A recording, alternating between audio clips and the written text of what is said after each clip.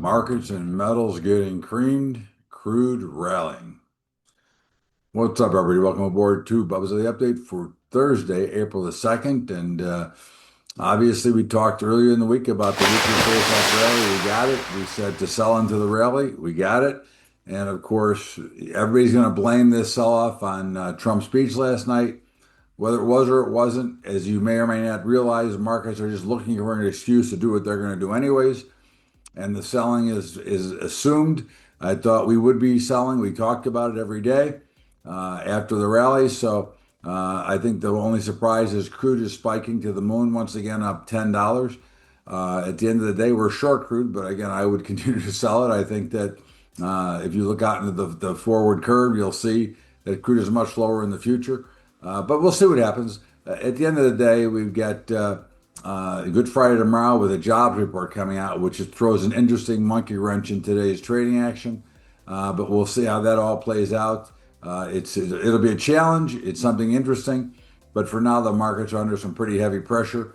Across the board, the Dow's down 600, the Nasdaq's down 500, S&P down 100, Russell down 500. So you can see the indexes are under heavy pressure. The dollar, the flight to safety continues. Dollar's back just over a buck. We're still short the dollar. The euro currency is getting hammered. We're short it. Bonds and notes are getting hammered. We're short. So interest rates are on the rise. Again, we've talked about this often. Bitcoin is under pressure.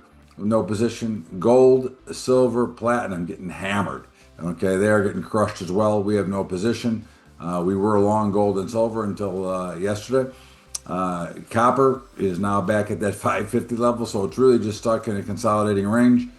Grain markets are higher across the board. Interesting how markets go down and grains go up and vice versa. That is something that is actually typical, but not to the extent right now because of the lack of real participation in markets. The meats are still trying to go higher. It's amazing in this economy that you can continue to see cattle skyrocket to new highs. Natural gas is higher, but still below our entry, and we're still long. And crude oil, as I said, is higher, and we are still short.